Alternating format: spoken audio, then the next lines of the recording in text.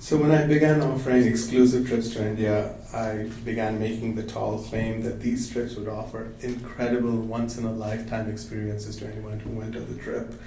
The truth is they do. But little did I know that I would be having these experiences myself as well. The story is about one such experience.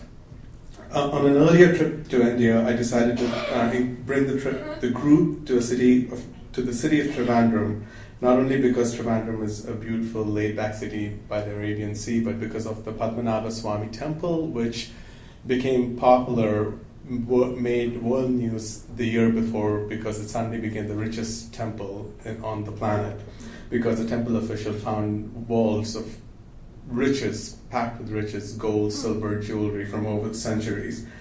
So I had to bring the group there. Now, I have to tell you, before I bring in any of my groups to any of the places in India, I go there, do the research myself, find out what needs to be done, hotels to stay at, transportation, etc., etc. So I did go to the temple, did my research, and I found out that women had to wear the traditional 5-yard Indian sari, and men had to be bare-chested and had to wear the traditional sarong in order to enter the temple. So I went ahead and bought the beautiful saris and sarongs, and on the scheduled day, they came to my room. I helped them get into their saris and sarongs. After 2 hours, the results were spectacular. Once we were ready to get to the temple, I hired a caravan of tuk-tuks to bring us all the way to the temple. Once we got there, we were just about to enter the temple. My group was taking their footwear off. A man came up to me and said, "Are those people Indian?" And I was taken aback, and I looked at him and said, "What do you mean? Who are you talking about?" He pointed at my group, my enthusiastic group that was draped in saris and sarongs, half of them bare-chested. He said, "Those people, are those Hindus? Because we only allow Hindus in this temple." I was a little stumped by this bit of information which they had failed to tell me when I went to do my research and asked them what was required to enter the temple. So I quickly went back to my group and kind of, with a level of desperation, level of embarrassment, asked them, "Are you guys by any chance Hindu?" And one of them quickly replied, "I'm not, but does being a practicing Buddhist count?" And another one said, "Well, what little I've learned about Hinduism so far on the 2 weeks, I think I can relate to it a lot." But I knew that didn't count. I went back to him, and what I really wanted to ask him was, "How would you know if they're Hindu?" But instead, I honestly said, "Okay, how can I fix this? These friends of mine have traveled from America, from Denmark, from England to be at this temple." And he said, "Why didn't you go to the Ramakrishna Mutt, and they might give you a certificate, and if they get a certificate, you can come back and bring them to the temple." I was amazed. I said, "You mean that I could bring them to some place where they could get a certificate that they're Hindu?" He nodded. I turned to my group for their approval, and they said yes. So we took our tuk-tuks, went to the Ramakrishna Mutt, went there, met that elderly gentleman there, and I told him my story. And then I asked him if he would help, and he didn't look up at me at all while I told him the story. And then he said, "No, I cannot do it." I quickly said, "Why not?" And he said, he lifted up his hand, his right hand, with his middle finger pointing out, and he said, I cannot, my hand is injured." And so I said, "Well, I can write the letter. Could you, can I do it?" He said, "No, I'm not going to do it. Go someplace else. Go to the prince. Maybe he will do it." Again, I was amazed, and I said, "The prince can do it?" And the old man said, "He's the prince. He can do anything he wants."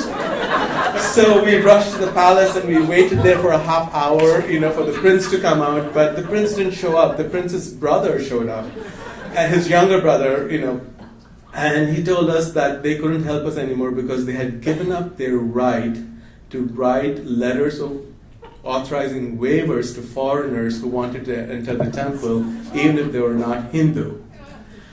And I said, "What can we do? Please." We were already gone we traveled 90 minutes each way to the mutt and then back again. And he said, "Why didn't you go to the Society of Krishna Consciousness? They're more welcoming." So we got back into our tuk-tuks, went searching for the Society for Krishna Consciousness.